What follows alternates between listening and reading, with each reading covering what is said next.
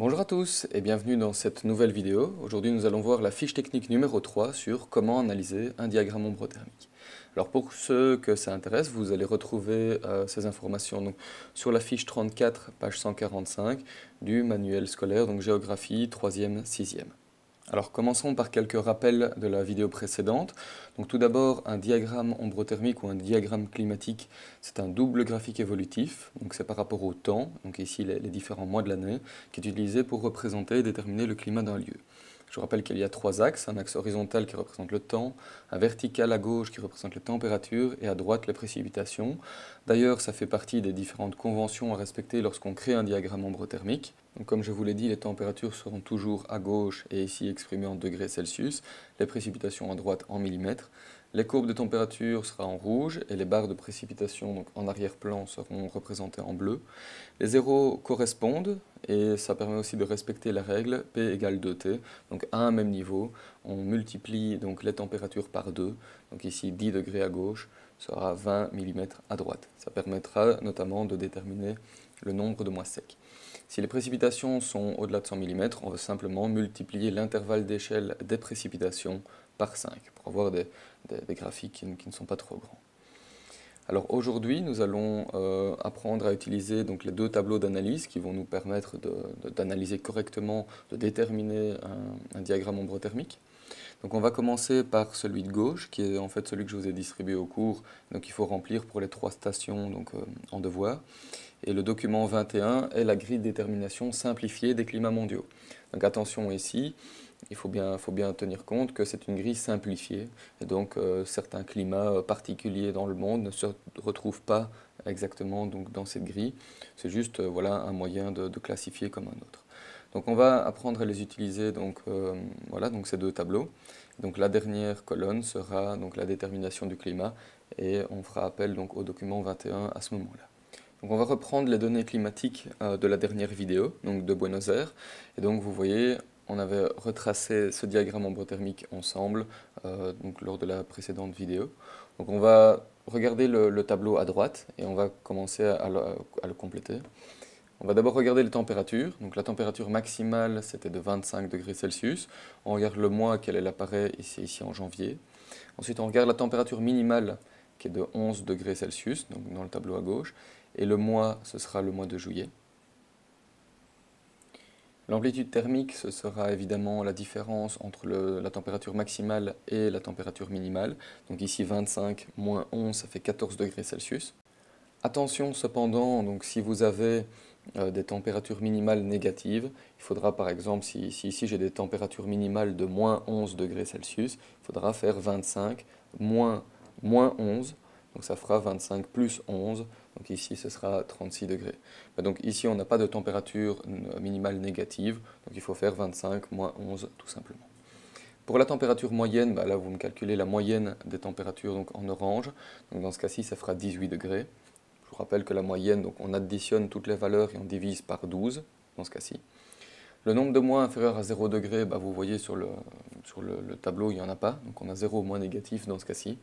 Et pour les précipitations, on commence par regarder la somme des précipitations. Ici, 1215 mm. Donc attention, on fait bien la somme des précipitations et pas la moyenne des précipitations. Donc ensuite, on va répertorier donc, le mois où on observe le maximum de précipitations. Ici, c'est le mois de mars avec 154 mm. Enfin, donc pour les précipitations, on va regarder le nombre de mois secs. Alors qu'est-ce qu'un mois sec? C'est tout simplement quand la courbe des températures dépasse ou est au-dessus des barres de précipitation. Dans notre cas, vous voyez que ça n'arrive jamais.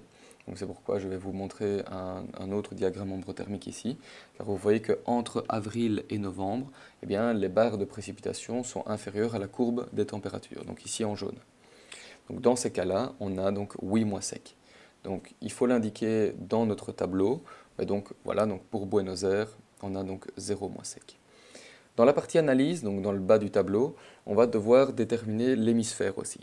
Donc l'hémisphère, on a trois possibilités. Soit on est dans l'hémisphère nord. Donc dans l'hémisphère nord, on a une courbe des températures qui est en cloche.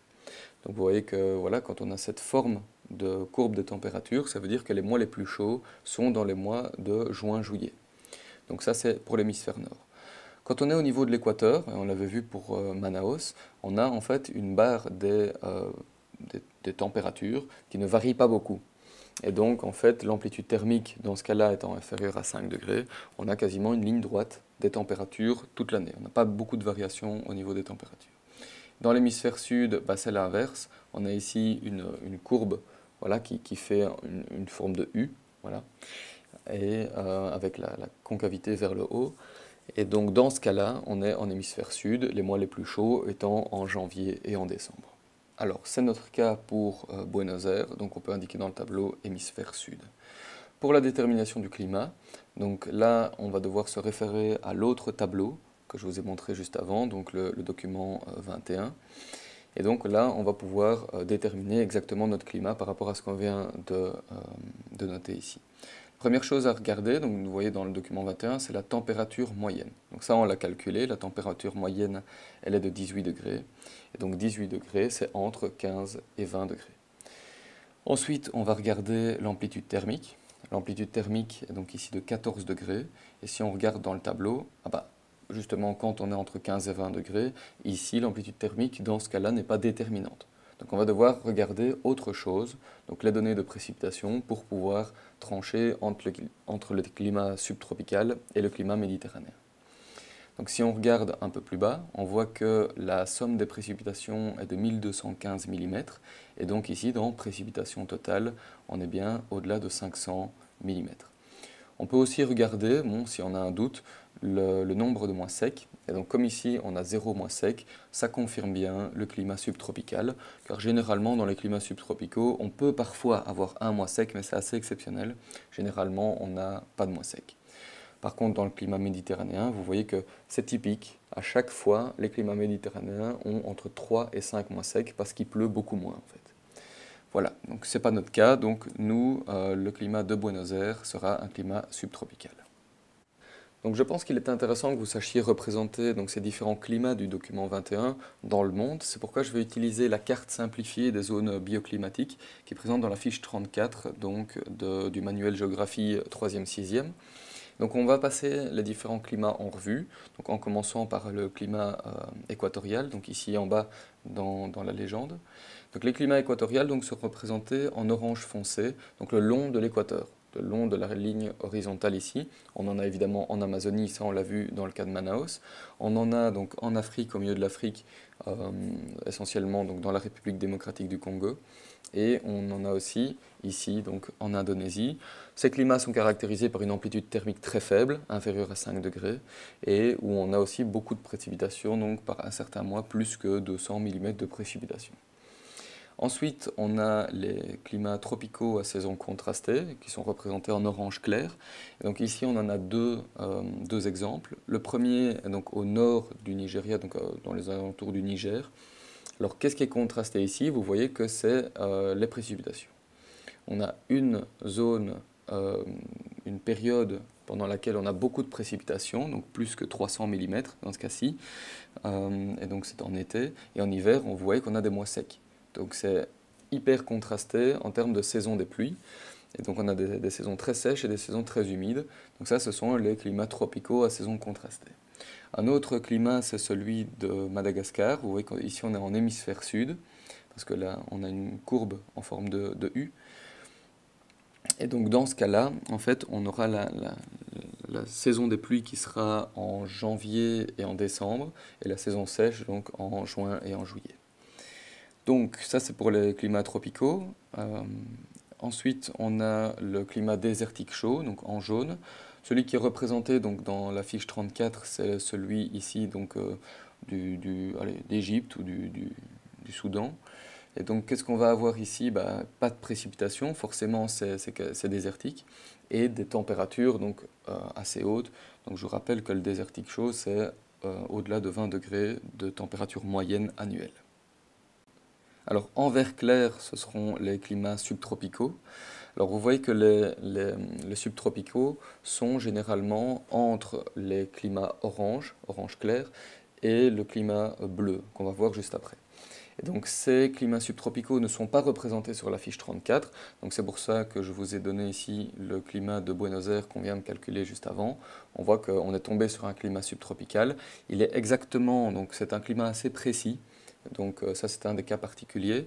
Il est entre le climat bleu, donc du sud de l'Amérique du Sud, et le climat orange tropical à saison contrastée. Et donc là, on a effectivement donc à Buenos Aires un climat subtropical, donc avec une température moyenne donc, entre 15 et 20 degrés et des précipitations supérieures à 500 mm. Un autre exemple, donc dans l'hémisphère nord, vous voyez que la courbe de température fait bien une cloche.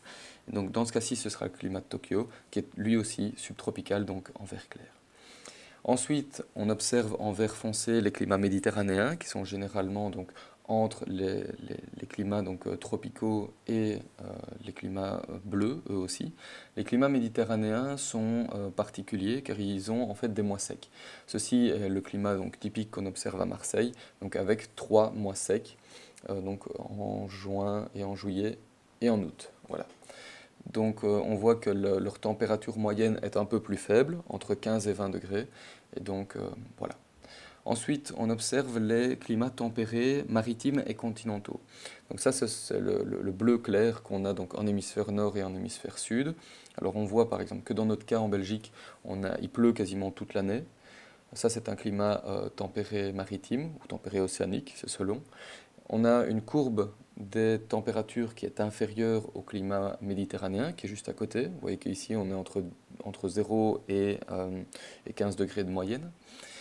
Et donc dans ce cas-là, on est en climat tempéré maritime, on est proche de la mer. Mais quand en fait on s'éloigne de la mer et qu'on va plus dans l'intérieur du pays, on a des climats de ce type-là. Vous voyez que l'amplitude thermique est très grande, donc supérieure à 20 degrés. On a des climats qui vont ici entre moins 20 et quasiment plus 20 degrés. Donc là on a quasiment 40 degrés d'amplitude thermique. Donc dans ce cas-là, on est vraiment dans un climat continental. Un autre type de climat continental, c'est au milieu des États-Unis. Vous voyez ici qu'on a une amplitude thermique qui est très grande et donc des précipitations supérieures à 500 mm. Dans ce cas-ci, vous voyez que ici on est en Nouvelle-Zélande, donc dans l'hémisphère sud. La courbe des précipitations suit bien, la courbe des températures suit bien le cas de l'hémisphère sud. Il pleut quand même beaucoup. L'amplitude thermique n'est pas très grande. On est en tempéré maritime ou tempéré océanique.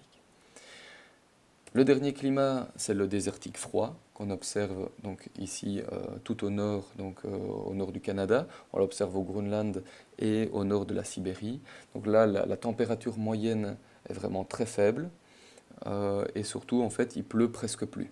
Donc vous voyez qu'ici, on a très peu de précipitations, donc ce qui veut bien dire qu'on est dans un climat désertique.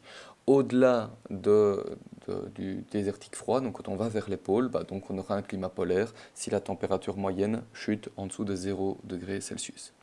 Le dernier climat qui est représenté donc, sur la fiche 34, c'est le climat montagnard, qui est observé donc, dans les grandes chaînes de montagnes, dans les Rocheuses aux États-Unis, dans la cordillère des Andes donc en hémisphère sud, donc en Amérique du Sud, dans l'Himalaya essentiellement.